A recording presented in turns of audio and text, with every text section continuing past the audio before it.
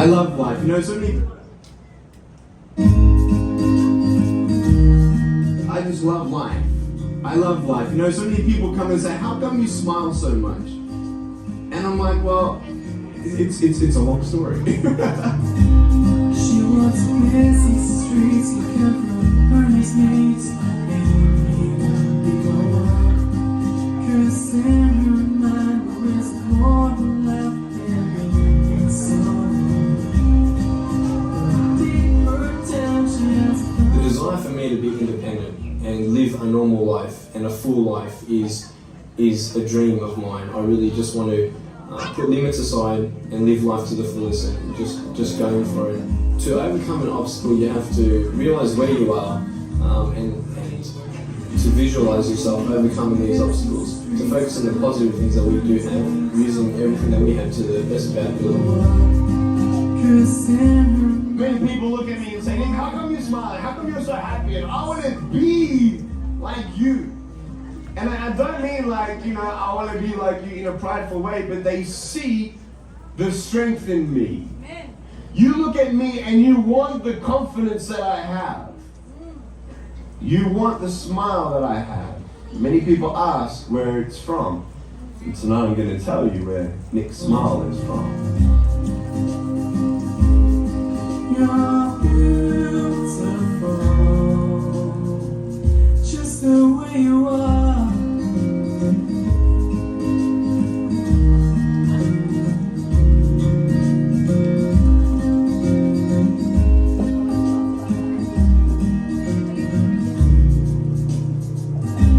She walks the busy streets looking for earnest needs.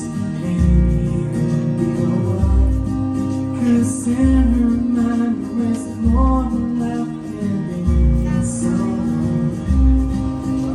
Deeper down she has come one thing. So she is looking for the wrong places.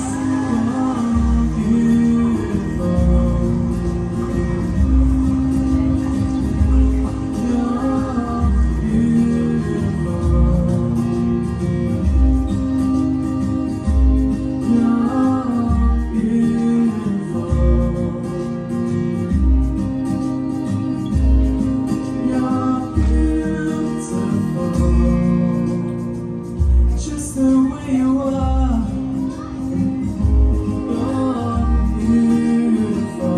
You're beautiful. You're beautiful.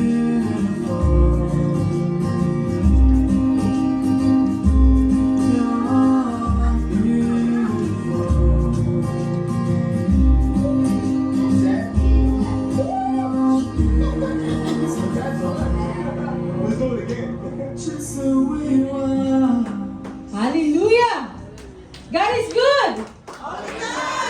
And all the time! Amen. Who is familiar with Nick? Are you familiar with him? But even though he doesn't have limbs, but still he's preaching the word of God. Why? Now that's our topic this afternoon. Amen. Oh. Okay. Amen. Hallelujah. Let me bow down our heads and let's pray. Hallelujah. In the name of Jesus. Thank you, Father. Napakabuti mo sa amin, God. And you never fail us, Father. And thank you, God, for calling us to worship you in spirit and in truth. Father, it's up to us on how we respond you're calling us. In Jesus' name, we pray, Lord God, that all of the people that here right now will be filled with the fire of the Holy Ghost. In the name of Jesus, Lord, na walang uuwi, Panginoon, na hindi punong-puno ng iyong pagpapala, Father. And we pray in the name of the Lord and the Son of the Holy Spirit. In Jesus' name, amen and amen. Amen. Hallelujah. Sino po yung pumunta kahapon sa anniversary nilang Pastor Bob? Sino yung nakapunta? Amen. Hallelujah. Go. Pag may problema daw, go. Pag may mga issue or trouble, ang sabi, money. So, alam mo ba na, sabi ko, Lord, parang pareho halos kami ng topic. Sabi ko, wag naman niya ubusin yung example ko, Lord. Kasi, tawa kami ng tawa ko, Jonas, yung example ko si Jude, kinuha niya. Parang, are we connected? Sabi ko, that's the pure spirit of God. You're connected. Sabi ko, pagpunta ko dun, Lord, ba't naman na sinabi na niya lahat? Ano pa sasabihin ko dito? Magtira ka naman, Panginoon! Kasi yung nakapunta doon, Panginoon, maririnig niya, baka kinupya ko. Sabi ko, sige, ibahin ko na lang. Sabi ko, pareho pa kami talaga na example. So, but God is so good. Sabi ko, Lord, bahin mo lang yung example ko. Kasi nasabi na niya. But praise God.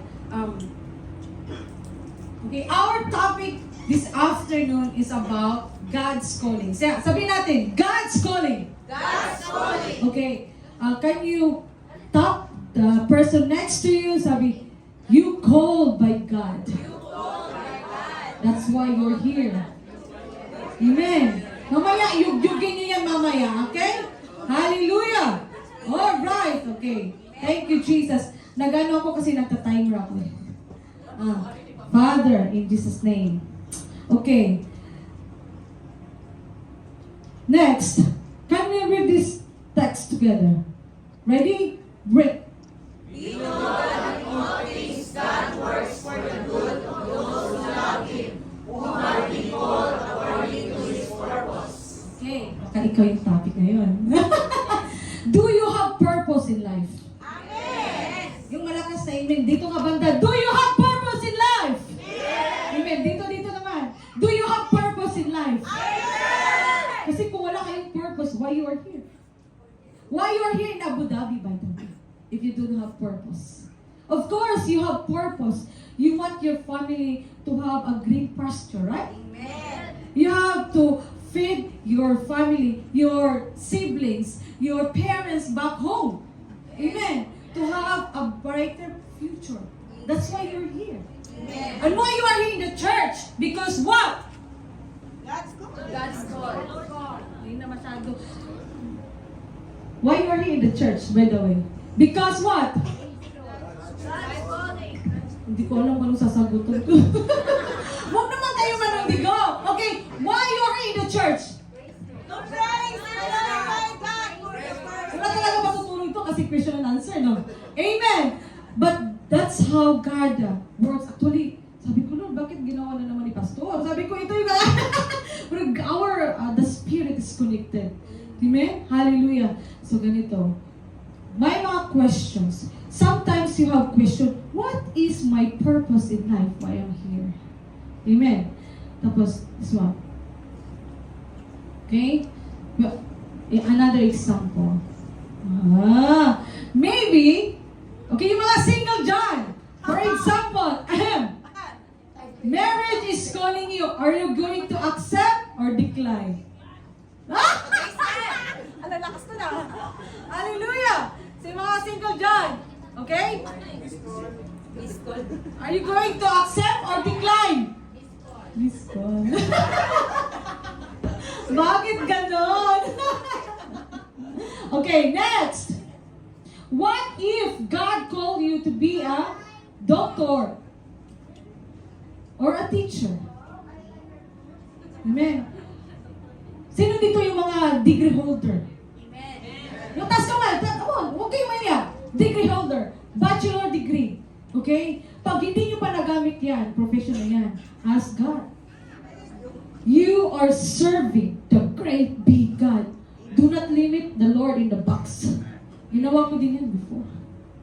That's why I was reminded. Sabi niya, anak, you're serving me or you're serving a little God?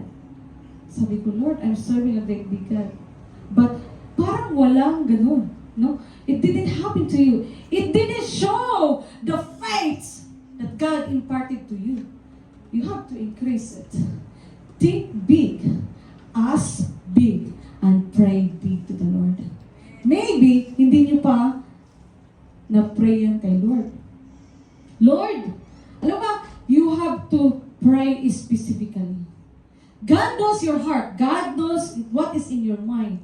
If you yearn, if you ask Him boldly, Lord, hindi ako, yung trabaho ko ay ganito, pero yung profession ko is ganito. Father, please put me in a proper situation, proper work na para sa akin, Panginoon. Amen. Nandito ako as a teacher. I am not teacher by profession. I'm a hotel resort manager. Kasi I left, sa amin, naging supervisor ko. Yung manager po ng hotel is the owner. 3-star hotel. 110 katao. Hindi pa kasama yung mga part-timers. And I am leading them, by the way. Kasi supervisor ako. Amen? Hallelujah. But anong sabi ng Lord? Lord, bakit naman ako dito? Is I am a teacher. Nag-aral pa ako, gumastos pa ako ng 25,000 para lang maging teacher dito. But God promoted me. And look who I am now. Who am I now? Yeah.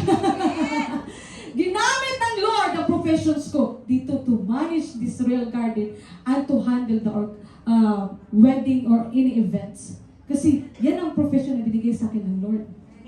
Ang dami kong, when I was 18 years old, by the way, ang dami kong, sinulat ko yung mga profession. Okay? Noong high school po ako, nag-entrance exam po ako.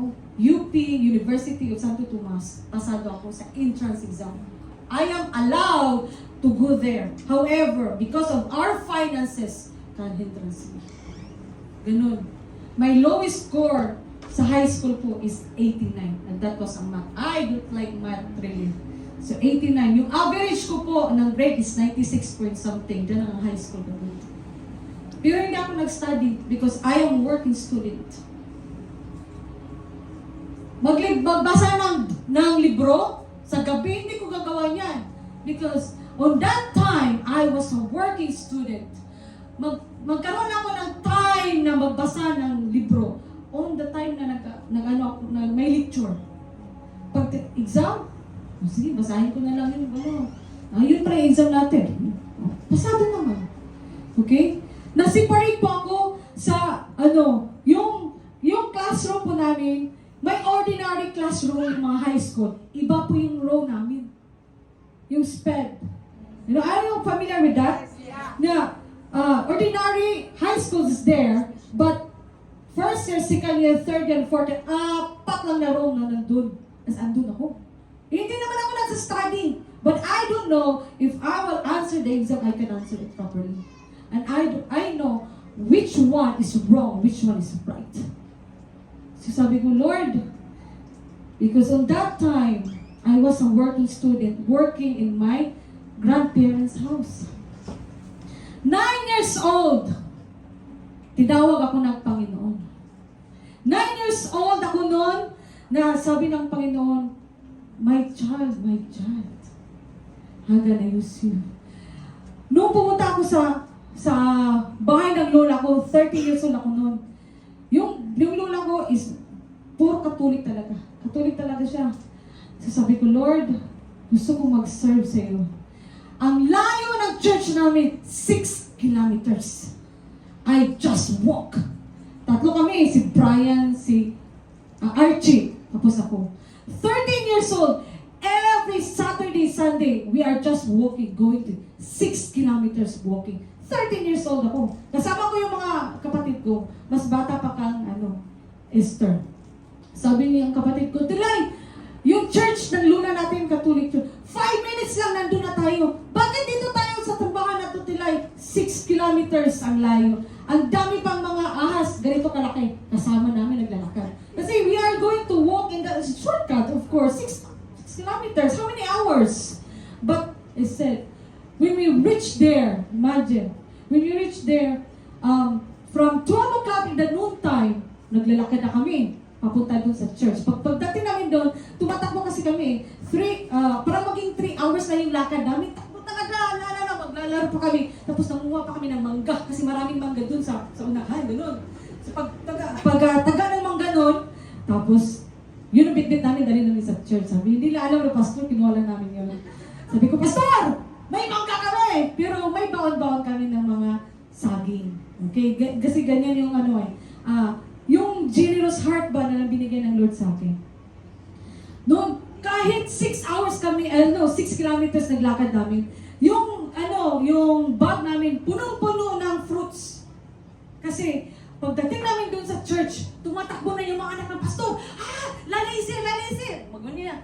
Tapos sabi ko, saging. Sabi niya, ay, thank you, Ate Lai, kasi makakain na kami. Sabi ko, tinatapon na namin ng saging, tapos kayo, wala kayong kain dito. Sabi niya, yes, Ate Lai, ilang araw na kami na kumakain lang ng magkamating kahoy. Sabi ko, Lord, we are going to throw our fruits sa mga animals. Kasi napakadami po ng bunga ng mga halaman na meron kami. Kasi green thumb po ako. That's the gift of God has given to me. So, ang dami po naming puno. Walang, non-stop po yung jackfruit, non-stop yung durian, non-stop po yung mga puno na namumunga. Kasi every Saturday and Sunday, nagdadala pa ako sa church. I don't know why, but I'm 13 years old. I do not know why God allowed me to bring something. Kasi masaya ako, sabi ng Ate Lai, gagawin namin itong barbecue, whatever, or anong gagawin mo sa saging na yan, or anong kaya namin dalhin, ganyan. Basta as long as you can eat. Kasi nagsasawa na ako sa saging. Pero sila, gutom na gutom. Kailangan nila yung pagkain na yun. Pero God called me to bring the food for them because they are hungry. Sabi ko, Lord, thank you for using me. Never po talaga na nagkulang yung fruits namin doon. Yung akala mo na, Lord, ang dami naman saging na to. Pag nagsawa ko ba magtingin sa saging na sobrang dami. Sabi ko, yung kardaba, lahat po na class A na saging nandun. Kasi nga, sabi ko, I keep on declaring, there's a power in your declaration. Itong saging na to, Lord, para to ka pastor. Ito naman, ito yung leader. May mga pangalan na po yan, nakasegregate na po yung saging na yun. Then, after po ng, like Friday or Saturday ng morning, kinukuha ko na yung saging. Nahihinog pa yun mismo sa puno. Yun ang pinakamasarap. But I am bringing that one in the church. Why? Kasi, Lord, in our abundance, they don't have it. But because you called me to give, and I wanted to share what is you have given entrusted to me.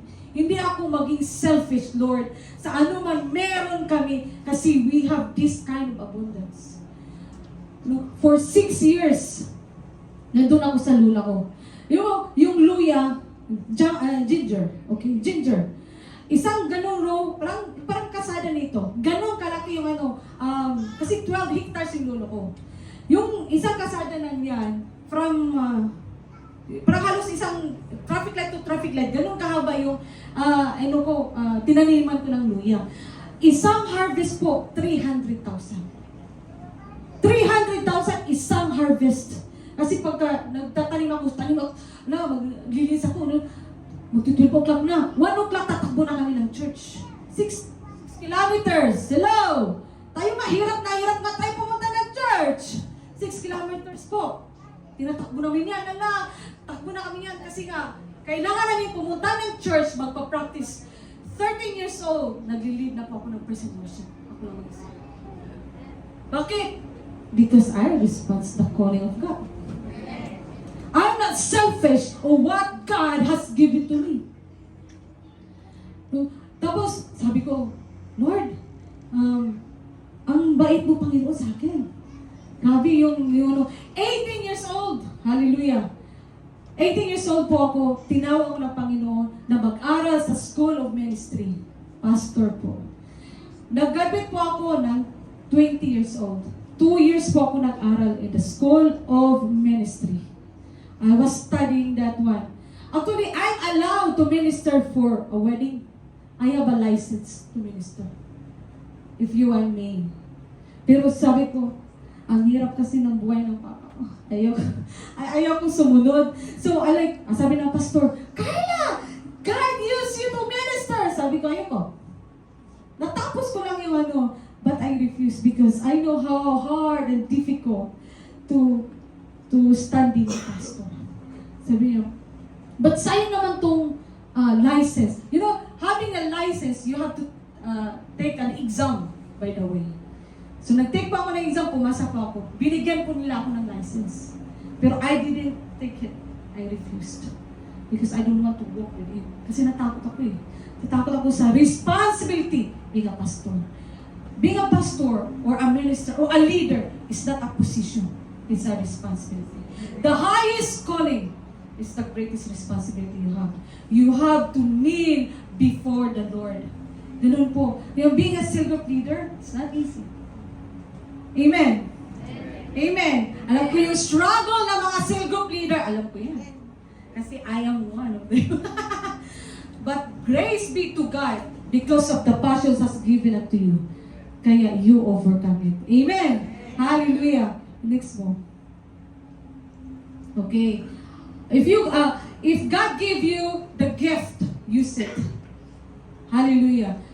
If God called you to be a cell group leader, worship leader, or a preacher, or a dancer, use it for the Lord. Amen. Okay. Well, God called you. Will you answer when God's calling you? Amen. Are we answer if God's calling you? Okay. Look, listen. God is calling. You just need to listen. Amen. Sometimes, medyo, Lord, hindi kita narinig.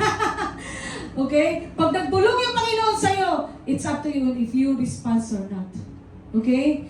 Kung tagal mo nang tinawag ng Panginoon, pero you keep on refusing, tamad ka eh. Amen? Sabi ko, Lord, wag mo na ngayon. Diba? May mga ganyan eh. Not now, Lord. Maybe next time. Hello? Pero, if God has the purpose in your life, even though you hard-harden your heart, God will soften it. Walang matigas kang Lord. Babasagin talaga yung puso mo para makalapit ka lang sa Kanya. Amen? Amen. Okay. Let's read in the passage. Okay, let's read together, please. God's Universal call to all people for salvation. For God so loved the world that He gave His one and only Son, that who believes in Him shall not perish but have everlasting life. Amen. Your calling begins when you ask Jesus to forgive you of your sins and give Him the control over your life. Are we amen? Amen. Hallelujah. Try to forgive yourself. Try to forgive. Lord, I want to forgive myself. Because sometimes, there's the lies of the enemies. You are not worthy. You are not worthy. Ganito ka, ganyan ka. Hello! That's the lies of the enemy. Then, show that enemy. Oh, God qualifies me. Because God dies for me.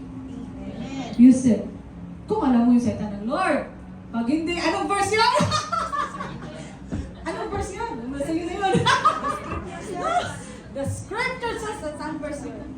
Diba? Hello! You have to read your Bible every day. Night and day. Sino may Bible dito? Sino may Bible dito? Amen. Praise the Lord. Hallelujah. Kahit sa cellphone, basta may Bible ako binabasa. Amen. Okay, next. God's general call to all Christians to love Him and love other people. Come on, let's read this together. Ready? Read. Jesus answered, love the Lord your God with all your heart and with all your soul and with all your strength and with all your mind, and love your neighbor as yourself. Okay, tingnan nyo nga. Can you see your neighbor next to you? Amen. See? Love your neighbor. Smile naman dyan. Smile. See? That's the product of your prayer. Amen. Hallelujah. That person next to you is the product of your prayer. Amen. Hallelujah. O, ngiti-ngiti again. Ngiti. O, diba? Hallelujah. In Jesus' name. So you have to love your neighbor as yourself. Amen. Because what? God, love the Lord your God with all your heart. With all your soul. With all your strength. And mind. Amen. So lahat ng yan, ibigay natin sa Panginoon. Because, what? love your neighbor as yourself. Okay. Okay. Can you take picture with this one? Okay, wag niyo na isama ako, ha? Okay? Para hindi niyo ito makalimutan. Amen. This is God's general call to all Christians, to disciples, learning to pray, read the Bible, serve, fellowship, and share our faith in Christ. Sabotable na? Sabotable ba? Sabotable? Naiintindihan ba? Naiintindihan ba yung mga highlights dyan? Okay? Disciples who are here are disciples now. Amen. Mga ayong hindi pa, please connect. Okay? Be connected to our cell group. We have so many cell group leaders here. Be connected. Okay? And learning to pray. Amen. Yun, the best weapon that we have is our prayer. Amen. Amen. Ang sabi ni Paul, ni Peter, sabi niya, silver or gold I don't have, but what I have is your name, Jesus, who is healed. The lame can walk. And he is not just healed, he is jumping and leaping and praising God. That's the power of our prayer. Amen. And what's next? Ang hina naman! What's next? Read the Bible. Read the Bible. Pang shrink, lalo na shrink. Read the Bible. Are we reading the Bible? Baka yun lang ang magiging sleeping pills natin, ha?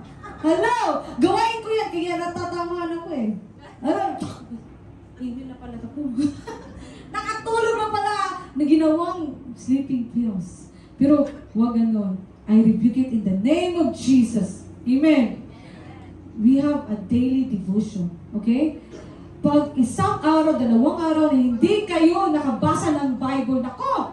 Si Satan na gaano na yan. Marami nang gumugulo sa utak mo. You are distracted already. If you don't have prayer and no reading of the Bible, you will be distracted. Kaya nga, sabi, si sister, nagwawala na naman! Kasi nga, hindi naka-read ng Bible. Hindi naka-pray. You are not God. Na hindi na kailangan ito. Even Jesus, He did it Himself. Amen. Okay, next! Ang hina naman! Louder! Okay. Pag dito lang ata nag-serve. Dito wala! Paano to? Okay, ready? Ano next? Alright! We need to what? Serve. Love Him and love other people to serve God. Are we serving God? Yes. Wow. Okay, next. Fellowship. Okay, here, this is our fellowship. Cell group is our fellowship. Alright. Amen. And next? Share faith in Christ. Share Christ. That's the only. Share. Tapikin yung katabi mo. It's time for you to share. Again, it's time for you. Share. Hello. You're not making a covenant. You're making covenant to the Lord. Amen. Sabi, okay, tapikan mo yung katabi mo. Share na lagi. Share. Share your message. Share. Share na ba? Share. Share the word of God. Hallelujah. Okay, next. God's specific call to every Christian to make a difference for Him uniquely. Okay? It is Christ that we find out that we are and what we are living for. Amen. Hallelujah. So, look, if you're serving here, you have to serve your family as well. Not just here, but even your family. Even in your surroundings, that they will see Jesus in you. Baka kinukundi mo yung pamilya mo. Nako! Paano kita dyan eh. Pray mo naman yan. Amen. Hallelujah. Okay? Let's pray one another. Kung matigas ang ulo ng anak mo, pray! Amen. Pray, ganon. Pag maraming problema sa bahay, pray. Amen. Because Because God's specific call to every Christian is to make a difference. Amen. Hallelujah. You have to walk on it. Amen. Hallelujah, hallelujah. Not just here in the church that we are fire. No. Even outside. There's a battle outside. But remain fire in the Holy Ghost. Amen. Hallelujah.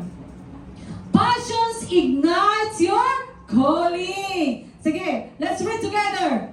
Here I am, Lord, send me. Again with conviction. Here I am, Lord, send me. Really? Ano?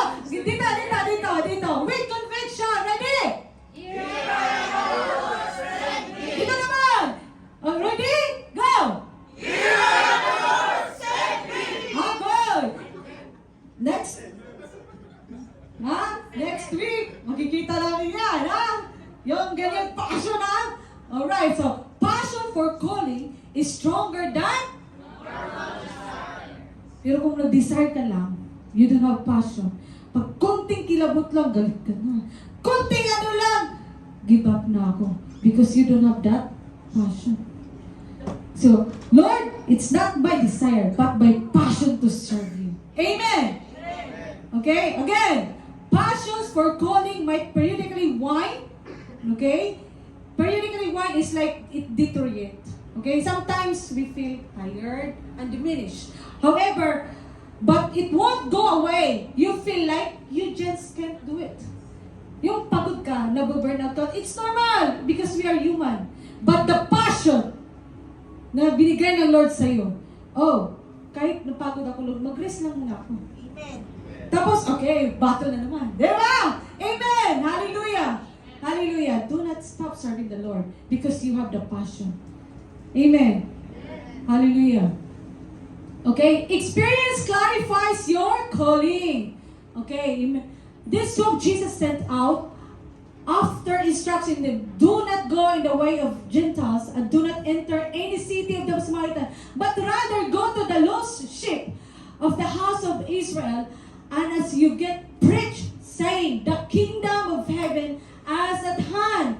Anong sabi nito? Preach! Share the word of God to other people.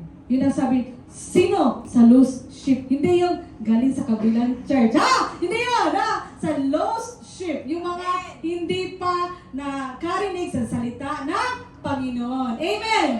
Hallelujah! Jesus didn't just teach his disciple, he on the again on the again on the and this is the only way to what? Explore your calling. See? God's really called you. Explore your calling. You know? On the job training. For example, hindi ka pa marunong mag-share ng word. For example, nahihiya ka, kalabitin yung mga kasama mo sa work. Pero sabi dito ng Lord, you're the on-the-job training. Exodus! Genesis! Diba? Hello! On-the-job training na! Sabi ng Lord, set! Oy! Hindi ako yun. Amen! Hallelujah! Okay, next. Fruitfulness confirms your calling. Okay, let's read it together. Ready? Read.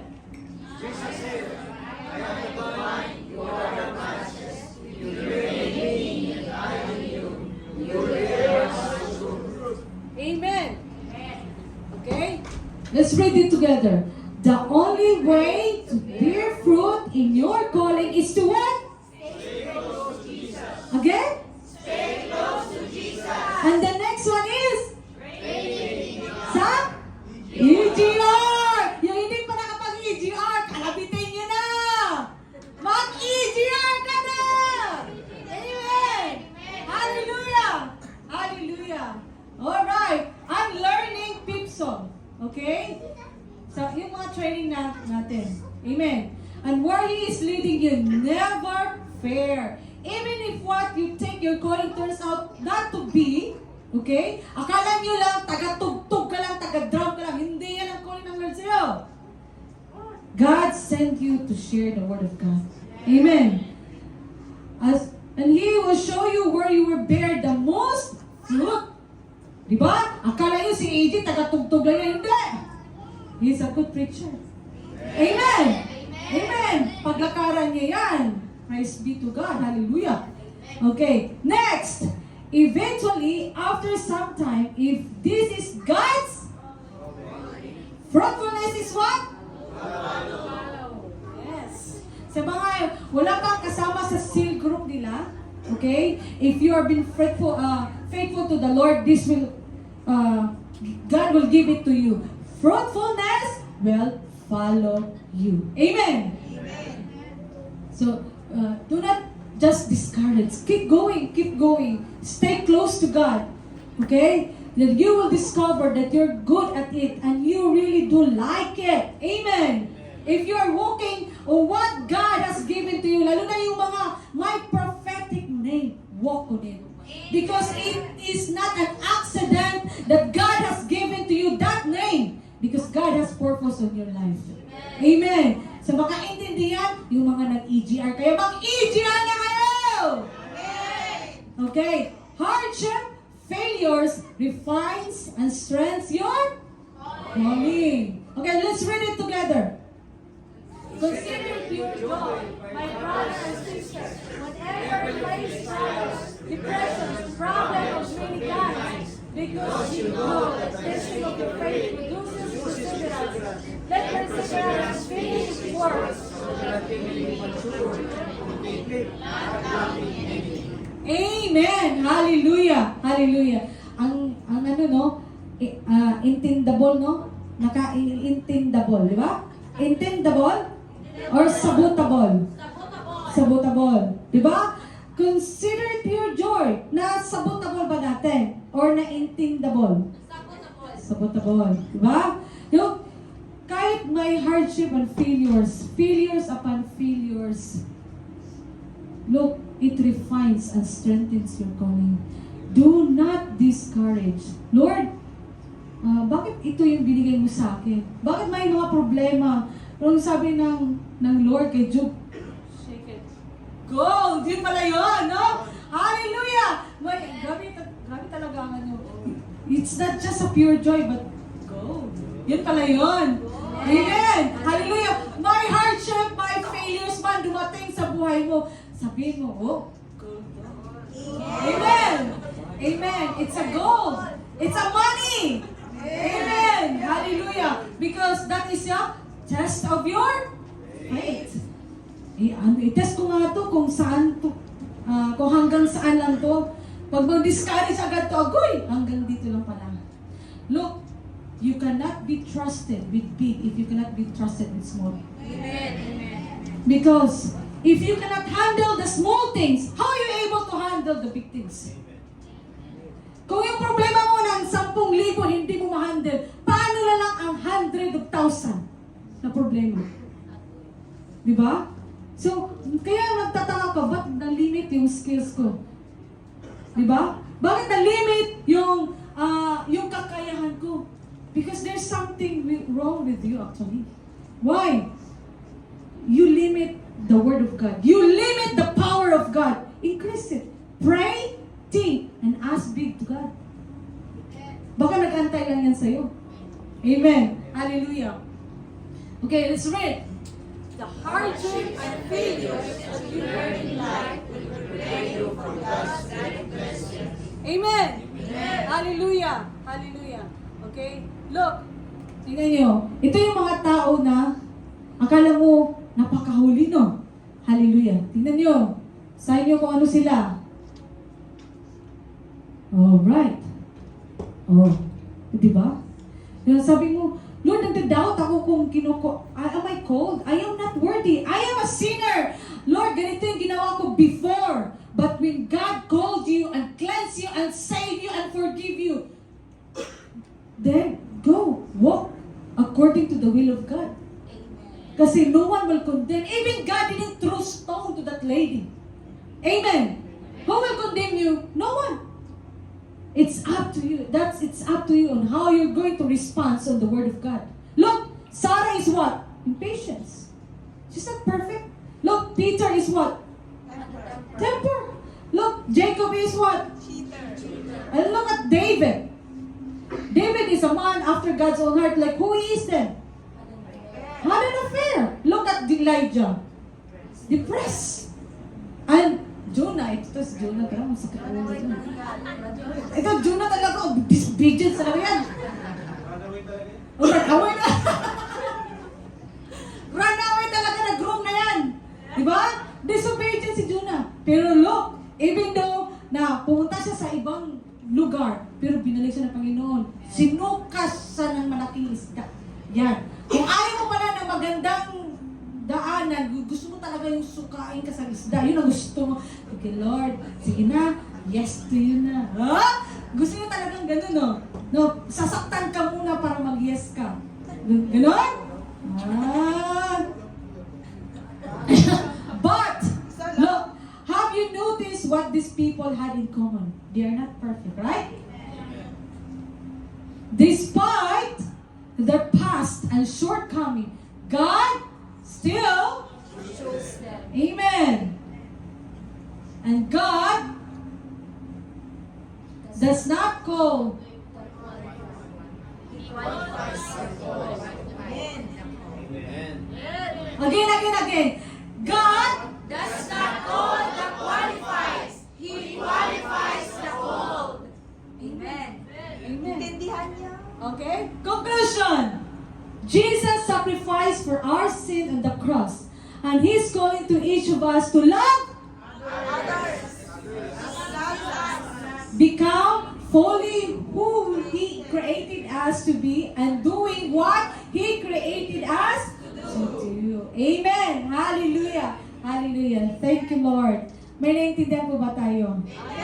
Amen. So, you have to respond the calling of God to your life. Amen. Amen. Amen.